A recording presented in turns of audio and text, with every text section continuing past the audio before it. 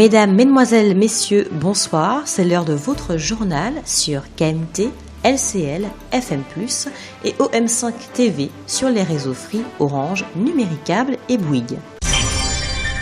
Ça y est, après 2 mois de vacances, nous sommes à la veille de la rentrée. 77 233 écoliers, collégiens et lycéens martiniquais s'apprêtent donc à retrouver le chemin de l'école. L'occasion de rappeler que ce chiffre diminue chaque année de plus d'1 millier d'élèves, notamment en raison du déclin démographique. Il y a 20 ans, il y avait 4 fois plus d'enfants scolarisés dans notre pays. Cette année, le rectorat concentrera donc également ses efforts sur la lutte contre les 2 fléaux particulièrement présents en Martinique, l'illettrisme et le décrochage scolaire. Aujourd'hui, mercredi 31 août, comme dans tous les autres établissements de l'île, tous les personnels du lycée Schellcher ont effectué leur pré-rentrée sur le nouveau site qui leur est désormais dédié entre les lycées Bellevue, Joseph Gaillard et Dumas Jean-Joseph. C'est ainsi au réfectoire de Bellevue que l'équipe de direction du lycée Schellcher a accueilli enseignants et autres membres de la communauté éducative. Et la matinée s'est avérée d'emblée plutôt sportive puisque la pré-rentrée a commencé par une découverte du nouveau site aménagé pour répondre au mieux aux besoins du lycée Schellcher. De manière concrète, une entrée spécifique est réservée à la communauté. Elle a été ouverte à proximité de l'infirmerie de Bellevue.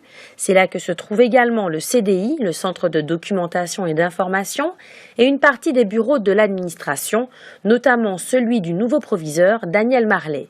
Un peu plus loin, les salles spécialisées réservées aux enseignements de la physique-chimie et des sciences et vie de la Terre, ou SVT, ont été installés dans un des derniers bâtiments du lycée de Bellevue. Quelques modulaires complètent l'ensemble. Ils abritent notamment des salles banalisées pour les cours.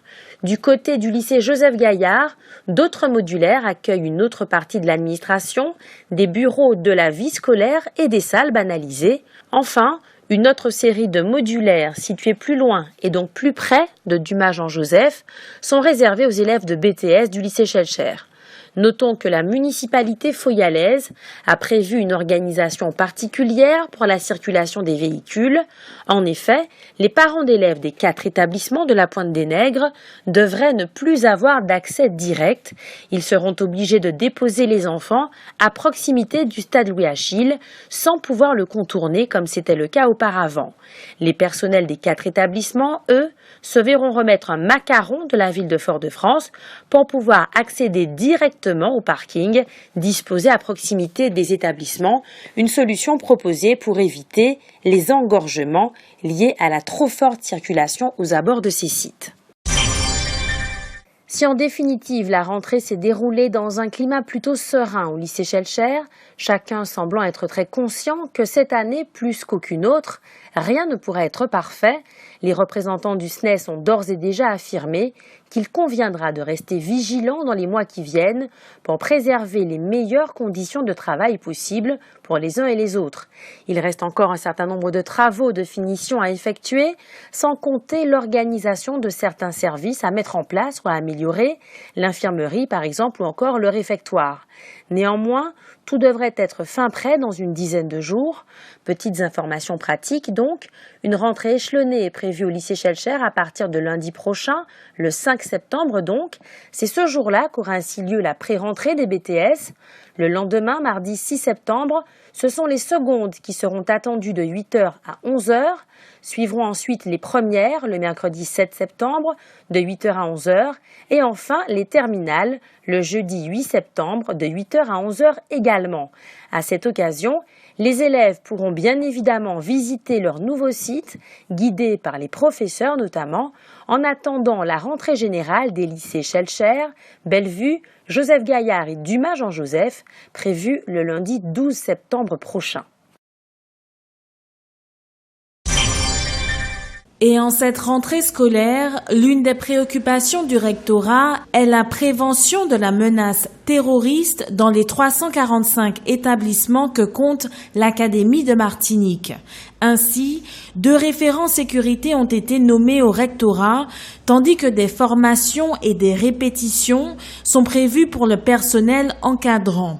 Béatrice Cormier, la rectrice, a également annoncé qu'un exercice attentat-intrusion devrait avoir lieu dans les établissements avant les vacances de la Toussaint. Suite à la démission de Corinne Mincé-Caster au poste de présidente de l'Université des Antilles, un administrateur provisoire occupera ses fonctions en attendant la prochaine nomination. La rentrée se déroulera donc normalement. Cette année, le nombre d'étudiants inscrits à l'UA est d'ailleurs en légère augmentation. Seul bémol, ils sont nombreux à se rendre sur le campus pour confirmer leur inscription, car de nombreux bugs ont perturbé la procédure d'inscription en ligne. Cela faisait un certain temps déjà que le ministre de l'économie, Emmanuel Macron, semblait faire cavalier seul au sein du gouvernement. Mais sa décision soudaine de démissionner hier, mardi 30 août, la veille de son intervention à l'université d'été du MEDEF, laisse tout de même perplexe. Pourquoi se désolidariser d'un gouvernement qui vient tout juste de faire adopter son projet de loi si controversé? Difficile à suivre. Avec son mouvement En Marche, auquel l'ex-ministre a désormais choisi de consacrer toute son énergie, il paraît de plus en plus probable qu'Emmanuel Macron nourrisse des ambitions pour les présidentielles de 2017.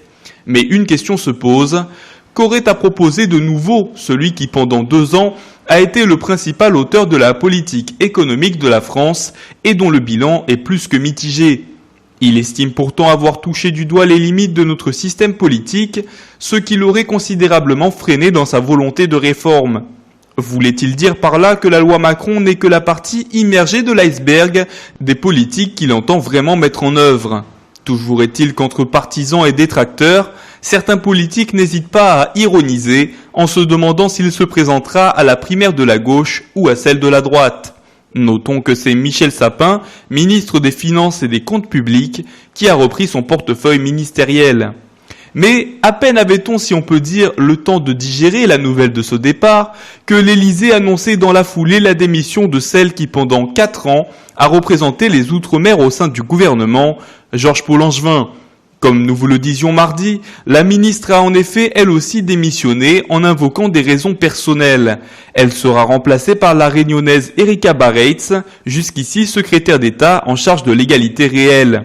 À l'instar de son collègue en charge de l'économie, elle aussi laisse un travail en cours de mise en place, celui du projet de loi sur l'égalité réelle, qui devrait être présenté avant la fin de l'année devant l'Assemblée nationale. L'ironie du sort veut qu'elle pourrait bien faire partie des parlementaires qui débattront sur le texte, étant donné qu'ayant quitté le gouvernement, Georges Paul-Langevin devrait retrouver son poste de député de la 15e circonscription de Paris. La consultation publique en Outre-mer concernant la loi sur l'égalité réelle entre la France et ses 11 régions ultramarines s'achève le 9 septembre. Ce texte, qui compte 15 articles, s'inspire, on le sait, du rapport de Victorin Lurel, député socialiste de la Guadeloupe et ancien ministre des Outre-mer. Comme son nom l'indique, il a pour objectif de réduire les écarts de développement entre la France et ses régions. Il faut se rappeler qu'en moyenne, le PIB par habitant est inférieur de 40% en Guadeloupe, en Martinique, en Guyane et à La Réunion, du niveau moyen national. À Mayotte, c'est même entre 50 et 90%. Les taux de chômage et les décrochages scolaires sont également 2 fois plus élevés dans les Outre-mer que dans l'Hexagone. Le nouveau projet de loi prévoit d'instaurer un plan de convergence dans chacune des 11 collectivités concernées. Ce plan, signé entre l'État et la collectivité, fixe un cap, une trajectoire de convergence pour réduire ces écarts de développement dans 10 à 20 ans selon les cas. Son élaboration doit associer l'ensemble des acteurs du développement local, y compris les citoyens. D'où la consultation lancée par le gouvernement. Georges Paul-Langevin, qui vient de démissionner de sa fonction de ministre des Outre-mer, n'aura pas à connaître, en tout cas en qualité de ministre, des résultats de cette enquête. On notera en passant que Erika Bareitz, qui n'était que secrétaire d'État, en remplaçant Georges Paul-Langevin, devient ministre. C'est-à-dire qu'elle s'est élevée dans la hiérarchie des membres du gouvernement. Selon un rapport sénatorial, le CICE, Crédit d'impôt compétitivité emploi, sur lequel François Hollande avait mis beaucoup d'espoir pour créer des emplois, n'a pas parfaitement joué ce rôle. C'est pourtant un dispositif qui mobilise 1% du produit intérieur brut de la France. C'est une enveloppe budgétaire de 20 milliards d'euros par an. C'est beaucoup. Selon une sénatrice, un des obstacles à l'efficacité du CICE est la directive européenne qui interdit aux États de financer les entreprises, car cela fausserait le jeu de la libre concurrence entre entreprises européennes. Mais il ne s'agit là que d'un rapport sénatorial. L'impact du CICE est en train d'être étudié plus scientifiquement, si on peut dire, par un organisme spécialisé qui devrait rendre publics les résultats au dernier trimestre de cette année. Une rumeur court selon laquelle la station-service Total de la commune du Gros Morne aurait causé la panne d'une dizaine de véhicules à cause d'eau dans le carburant. Cette rumeur circule notamment sur les réseaux sociaux et porte préjudice à l'activité de la station-service. Le gérant de l'entreprise est d'ailleurs soutenu par le maire de la commune. Gilbert Couturier a ainsi expliqué que seuls 3 cas ont été avérés et que le gérant a pris en charge la réparation d'un des véhicules puisque la panne lui a été immédiatement signalée. Les prix du carburant augmenteront à compter de ce jeudi, 1er septembre. Le supercarburant sans plomb coûtera 1,33 € le litre, soit une augmentation de 4 centimes. Le gazoil s'achètera désormais 1,01 € le litre, soit 1 centime de plus. Quant à la bouteille de gaz de pétrole liquéfié, le prix maximum est fixé à 20,10 €, soit le même prix qu'en août. Samedi 27 août, Philippe Pierre-Charles, le président de la CDTM, organisait une conférence de presse à la Maison des syndicats devant une soixantaine de militants. Il s'agissait de rendre compte de 2 combats menés par le syndicat qui ont récemment abouti. Le premier concerne Philippe Aurore, le proviseur du lycée agricole de Croix-Rivaille, à qui l'administration de l'établissement avait soudainement signifié sa mutation vers la Guadeloupe, sans autre explication que celle de l'intérêt du service.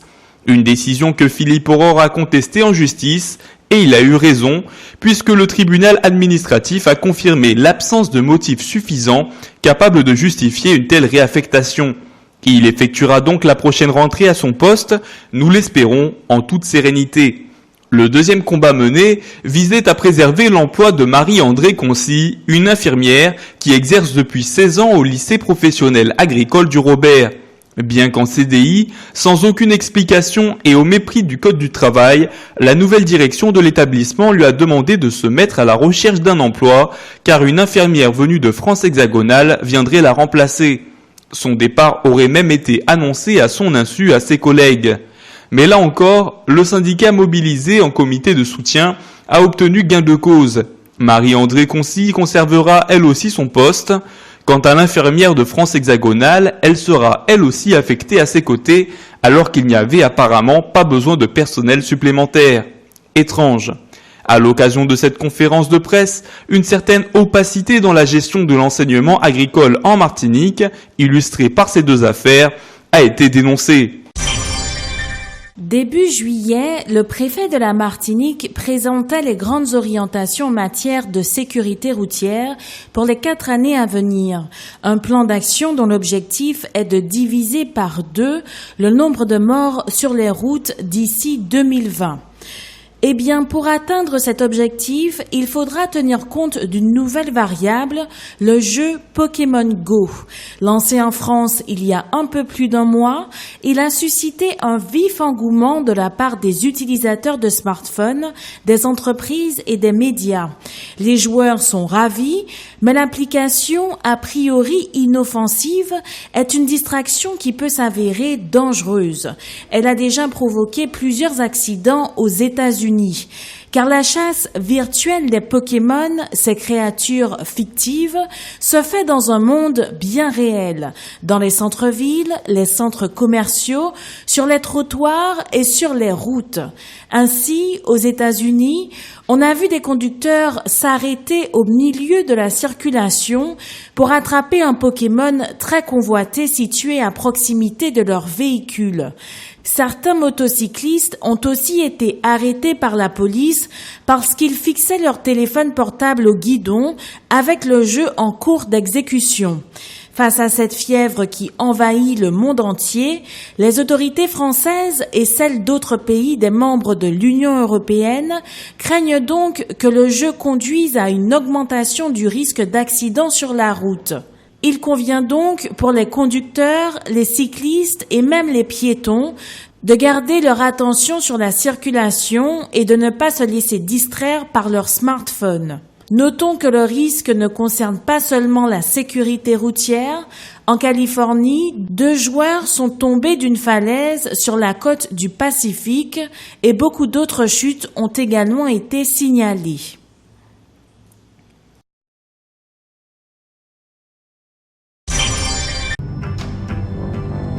Toute l'actualité des régions d'outre-mer et des ultramarins de l'Hexagone sur outremernews.fr.